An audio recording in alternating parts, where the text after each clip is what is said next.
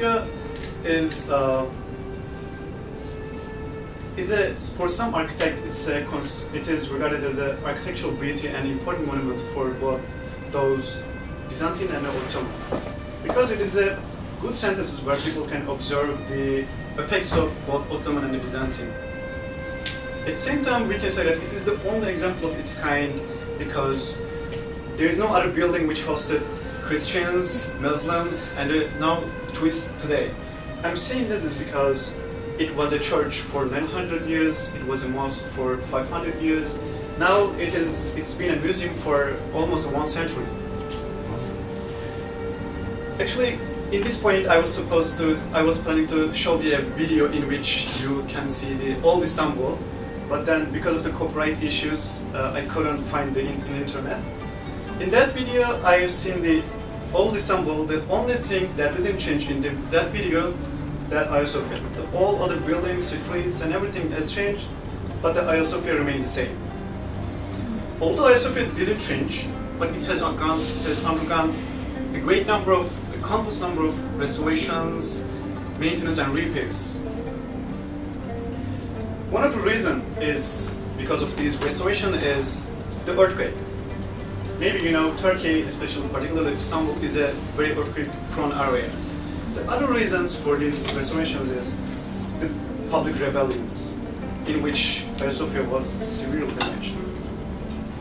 So as you see, the current shape of the Hagia Sophia was originally constructed back in the 537. Although after 537, it has undergone a number of restorations, the overall shape didn't change, it remained the same. But before 537, it was constructed 3 times in the same place with totally different shapes. So when it was first constructed by Emperor Constantinos in 360s, this is the picture of that Empire Constantinos because I couldn't find the book for that. I put it here. It was named, when it was first constructed, it was named Megala Ecclesia, which means big church. And then after 5th century, during the 5th century, it was referred to as Hagia Sophia, meaning that holy wisdom. At that time, it became the biggest church during the under the rule of East Roman Empire. In 404, because of public riot, it was burned down, was destroyed. And actually, I forgot to say, when it was first constructed, it was covered with a wooden roof. That's why it was easily burned down. The reason, because of this reason of this public was originated from a disagreement between the empire wife and the Istanbul patriarchs at that time. The church second time was constructed by Emperor Theodosius in 450. This is the picture of Theodosius. And the construction was like a basilical style, this style, in the second time, and it was having a monumental entrance. And again, it was covered by, again, wooden stuff. Now, it seems that they didn't take any lesson from the past in case of fire. Again, it was demolished, burned down. The reason was the same, the Nika revolts, public revolts, in 532. At that time, during the revolts, the second revolts, in which Hagia Sophia was destroyed, the Theodosius Justinian, this Emperor Justinian, had been the ruler of empire for 5 years, and he had become so unpopular because the public was resentful about the high taxes that Justinian imposed, and therefore public wanted him out of throne.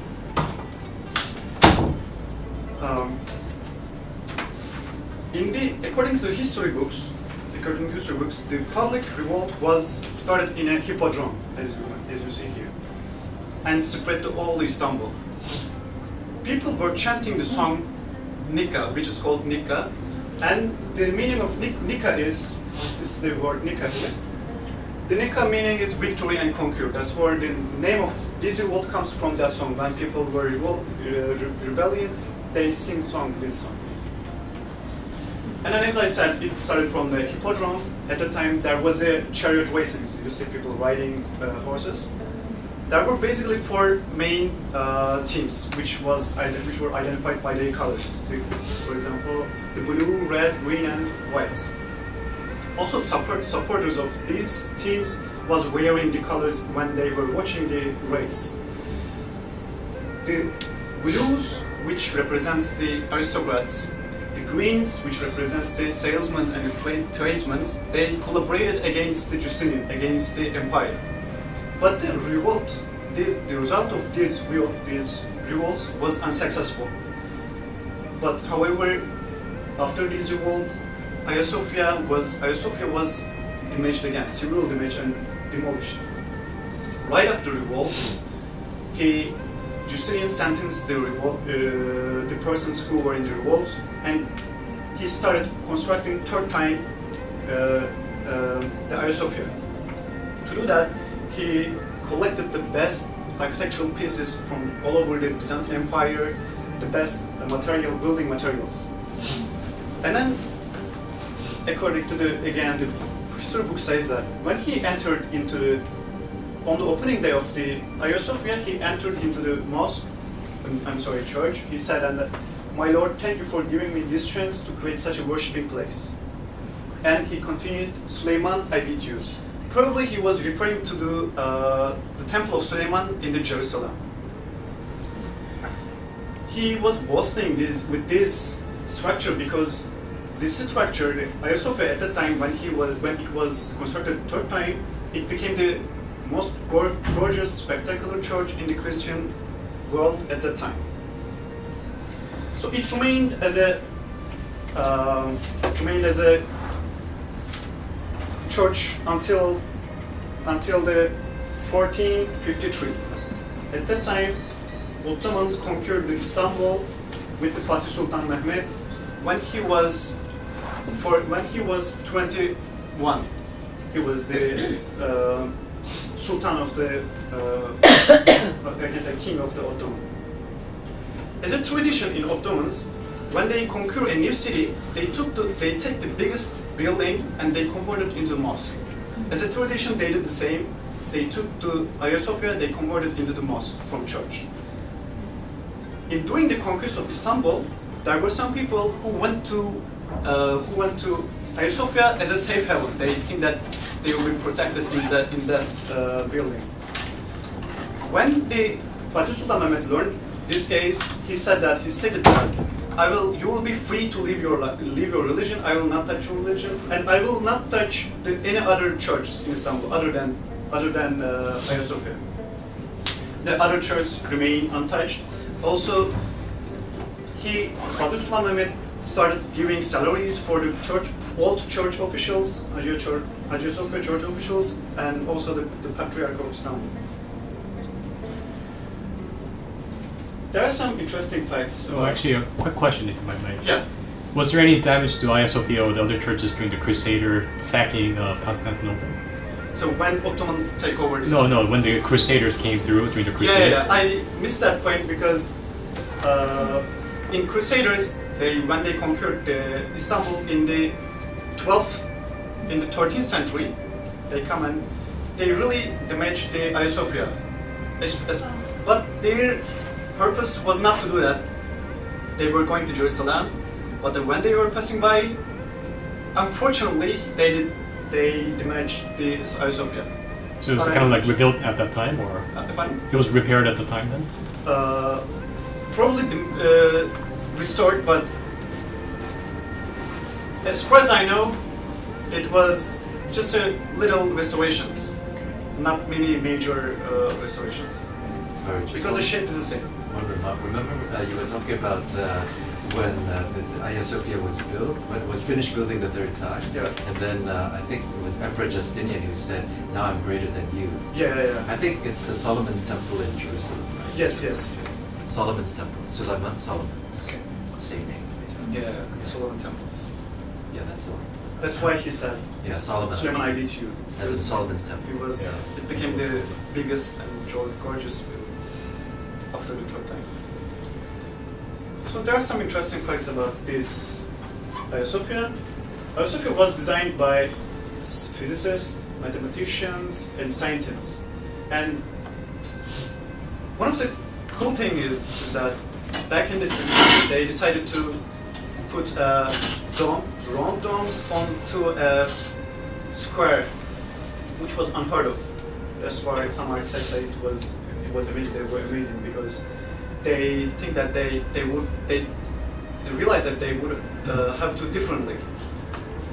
They, instead of making it like a heavy, like the other buildings at the time, they made it light and flexible on a square structure. So in the case of earthquake, when earthquake moves, earthquake hits, because the Istanbul is a very earthquake-prone area, when earthquake hits, it moves with the movements of the earth. So it doesn't damage. It's pretty much the same way today Japanese people build their skyscrapers. It moves but doesn't collapse. So the Hagia Sophia has 40 windows in the area where worshippers sit. It's known as a famous reflecting mystical light. This picture especially depicts this fact. In the second floor of that, the light comes from the windows. And also there are still mosaics related to Christianity.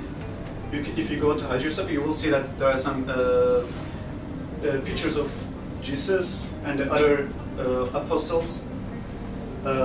Also, Hagia Sophia is visible for miles across the Sea of the Marmara because of its size. It's so huge that people can see from all over Istanbul sometimes.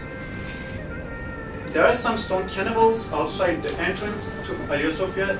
These cannibals are not, how to say, they are the real ones. When Ottoman conquered Istanbul, they used the same cannibals. Also, Hagia Sophia and its design became an inspiration for the other mosques in Istanbul, especially for the Blue Mosque. I will show the pictures. And also research and work on Hagia Sophia continues today, depending on the funding and available resources. So there is a book, whether I don't know whether you know or not, probably you know, Dan Brown in Inferno. The first half of the book was related to Florence, Italy. The second part related to totally Hagia Sophia. Because he was so amazed about the Hagia Sophia, he said, Dan Brown himself said, I believe that what is beneath Hagia Sophia is much more exciting than what is above the surface. Therefore, works and researches still goes on in Turkey, in Hagia Sophia. But for visitors, it's not. It's restricted for visitors for the time being. And I said that it became an inspiration for the other mosque. As you see, this is the Hagia Sophia. This is the Blue Mosque. This is the Hagia Sophia. It's, you see, pretty much the same. And this, we call these towers minare. After when Ottoman conquered Istanbul, they put this tower as well here. At that time, there was no Blue Mosque. And this is another picture of Blue Mosque. The original name of that Blue Mosque is Sultan Ahmet Cami. Cami means mosque. The original name is the English name.